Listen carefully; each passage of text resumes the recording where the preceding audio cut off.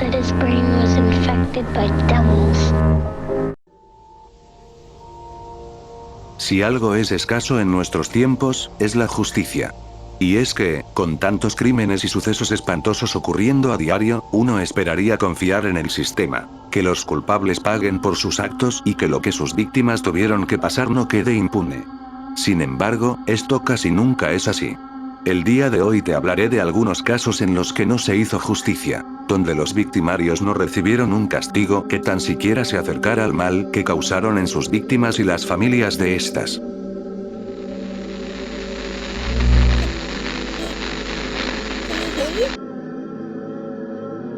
En su momento, el usuario Heisenwolf logró sacarle el máximo provecho a su formato de en 3 minutos o menos, aquí en la plataforma. Sección que, como su nombre indica, se trataba de resumir en un lapso de 3 minutos lo que sea que estuviera en tendencia, usando el humor de los grupos de Facebook de esa época.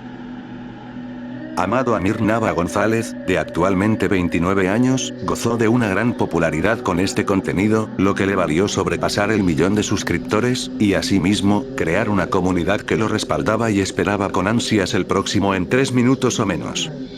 Sin embargo, en septiembre del año 2022, la vida de Heisenwolf cambiaría para siempre. Pues, sucedería uno de los incidentes más indignantes de este lado del Internet.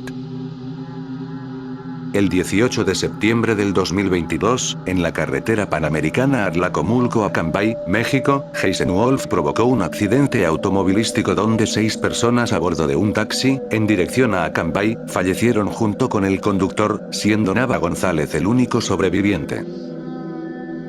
Al principio la información era poca, y se manejaba la teoría de que el accidente había sido solo eso, un desafortunado incidente, e incluso se llegó a creer que Heisenwolf había perdido una pierna por el choque.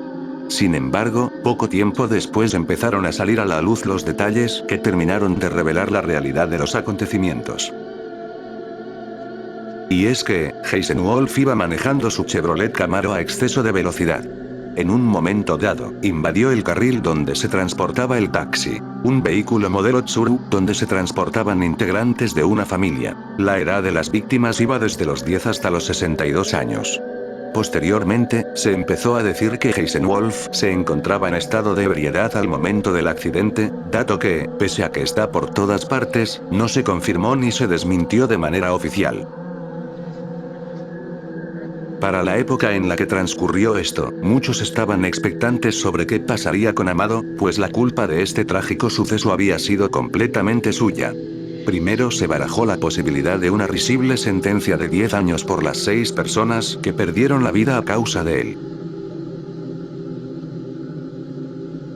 Sin embargo, fue dejado en libertad 4 días después del incidente, pues, según se dice, llegó a un acuerdo en los tribunales que consistía en dar una indemnización económica a las familias afectadas. La indignación que vino tras esta noticia fue descomunal.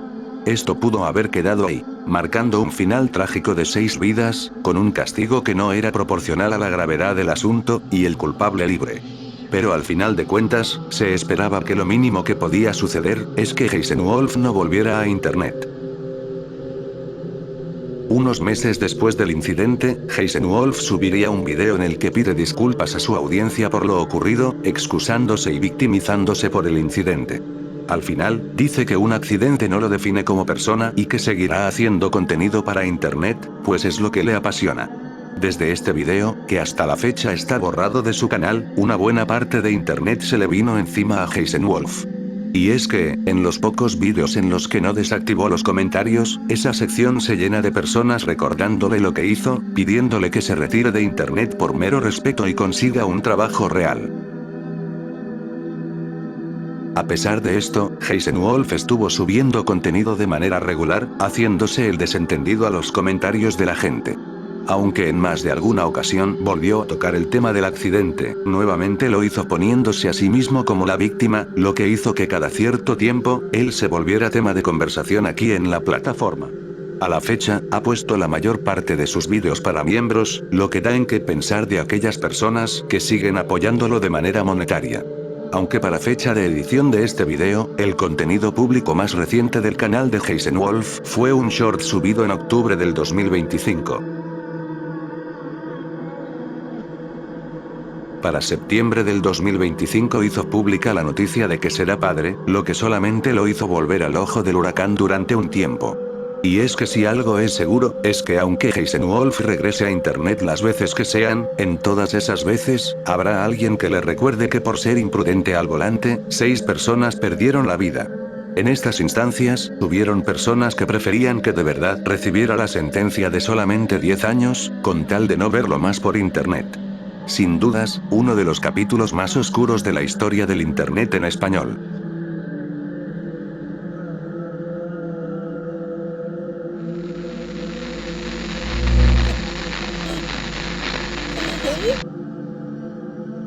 Casey Mary Anthony es una mujer estadounidense nacida en Warren, Michigan, el 19 de marzo de 1986. La vida de Casey transcurrió con normalidad, hasta que quedó embarazada a la edad de 18 años, embarazo que mantuvo en secreto a sus padres y amigos, y es que hasta la fecha no se sabe a ciencia cierta la identidad sobre el padre de la pequeña Kaylee Anthony, que nació el 9 de agosto del 2005. Al ser madre a temprana edad, Casey prefería priorizar su vida social sobre el bienestar de su hija, siendo considerada negligente en más de alguna ocasión, en la que parecía ser más importante una fiesta que pasar tiempo con Kaylee.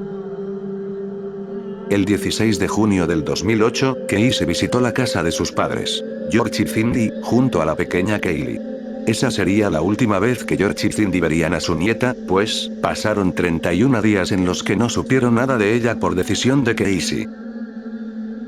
Cuando Cindy le pedía a Casey poder ver a su nieta, ella le daba muchas excusas para evitarlo. Desde que estaba ocupada con algunas tareas, hasta que se encontraba al cuidado de una niñera que ninguno de ellos conocía. Para el 15 de julio del 2008, sus padres recogieron el automóvil de Casey, el cual tenía un fuerte olor a algo descompuesto, como a carne podrida. Buscaron por todo el automóvil y solo encontraron una bolsa de basura vacía en el maletero. Era lo que olía peor. Ese mismo día, Casey reveló a las autoridades que su hija había desaparecido hace 31 días, el día en que se marchó de casa de sus padres. Pese a que sus padres siempre le preguntaron por su hija, optó por mentir sobre su paradero. De hecho, durante el mes de la supuesta desaparición, Casey Anthony estuvo yendo a fiestas sin mostrar una pizca de preocupación. Incluso se hizo un tatuaje que se traduce como "Bella vida". Casey fue arrestada el 16 de julio, pues sus declaraciones eran inconsistentes. Mintió en cada cosa que dijo, incluso sobre dónde estaba trabajando. Testigos y autoridades confirmaron que Casey mostraba una actitud despreocupada ante la desaparición de su hija, tan evidente que se le negó la libertad y se le fijó una fianza de $500,000 el 22 de julio del 2008. Salió un mes después luego de que se pagara su fianza gracias a un fiador, pues se creía que ella serviría a la búsqueda. El 11 de diciembre se encontró una bolsa con restos óseos que más tarde se confirmó que pertenecían a la hija de Casey, Kaylee Anthony. Debido al tiempo que transcurrió, no se pudo confirmar a ciencia cierta cuál fue la causa de su fallecimiento. En la investigación, se presentaron más de 400 pruebas, además de informes de más de 700 páginas que revelaron, entre otras cosas, que Casey había estado haciendo búsquedas en Google que iban desde cómo romper un cuello, hasta cómo hacer cloroformo. El juicio dio inicio de manera oficial el 24 de mayo del 2011. Durante este transcurso, los tribunales pidieron la pena de muerte para Casey. Los fiscales declararon que Casey Anthony usó cloroformo para dejar inconsciente a su hija antes de colocar cinta adhesiva sobre su nariz y boca para asfixiarla, y dejó el cuerpo de Kaylee en el maletero de su automóvil durante unos días antes de deshacerse de él. Sin embargo, pese a la cantidad de evidencia en su contra, la defensa del abogado de Casey, José Báez, fue tan eficiente como para evitar que Casey pisara la cárcel. Báez usó el argumento de que el padre de Kaylee era en realidad George, su abuelo, quien presuntamente había venido abusando de Casey desde hace muchos años. Que él sabía del fallecimiento de Kaylee cuando ocurrió, y que fue él quien ayudó a Casey a encubrir el hecho. Se confirmó que esto era falso, y no se encontró evidencia alguna de que George hubiera abusado de Casey Anthony, mucho menos de que él fuera el padre de Kaylee o estuviera involucrado en su fallecimiento.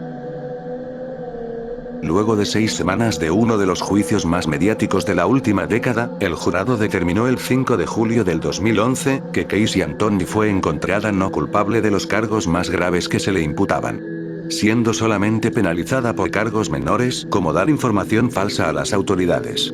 Salió en libertad completa el 17 de julio del 2011. Tras su salida, Casey se convirtió en la mujer más aborrecida de Estados Unidos, teniendo que esconderse durante varios años, debido a que existían amenazas inminentes contra su vida. Mantuvo un bajo perfil hasta el 2017, año en que le hicieron una entrevista en la que, entre otras cosas, dijo que a pesar de todo lo ocurrido, duerme muy bien por las noches. El 1 de marzo de 2025, Casey publicó un video en TikTok anunciando su nueva carrera como defensora legal y promocionando su boletín informativo por correo electrónico. Dice que planea crear una plataforma para defender a las mujeres, la comunidad LGBT y a su hija fallecida. En uno de sus vídeos, explica cómo planea compartir consejos y ser accesible a los usuarios, lo que también espera que mejore su imagen pública. Ahora Casey cuenta que su embarazo a los 18 años fue producto de un abuso en una fiesta.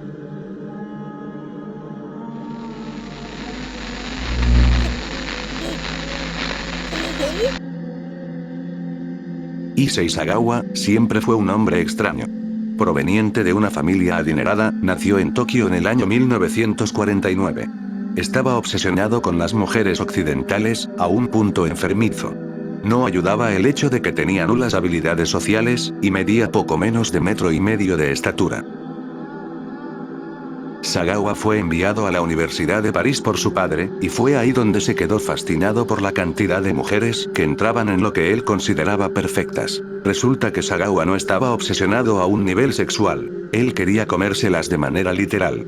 Fantaseaba con la idea de probar la carne humana después de soñar que devoraba a su hermano, y a la vez, historias como la de Hansel y Gretel, lejos de asustarlo, le daban más apetito y curiosidad.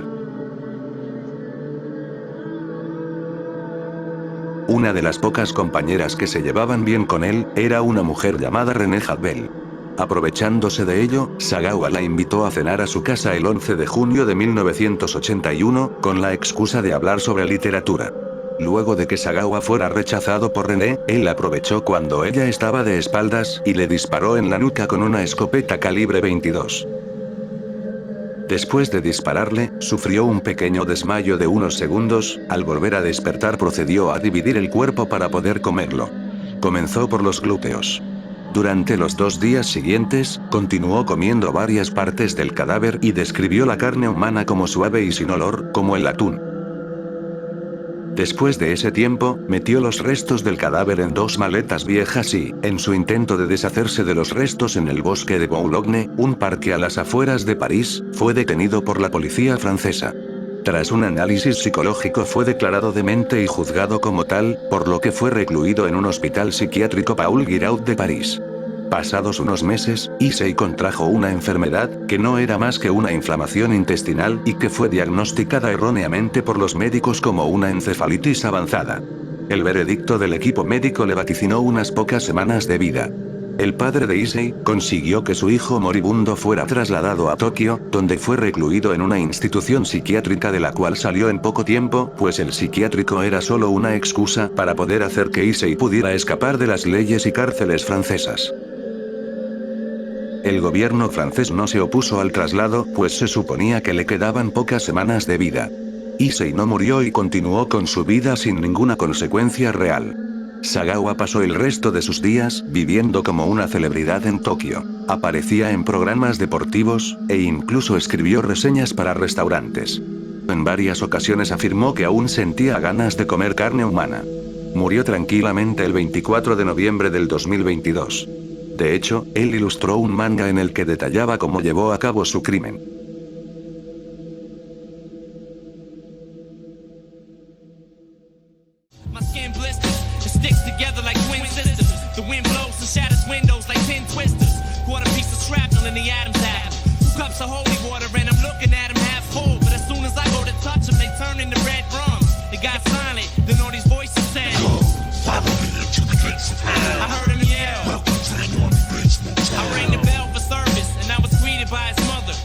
Dry blood, head still zenning from the shovel.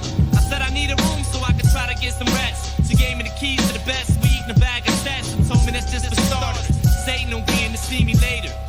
interested in being partners.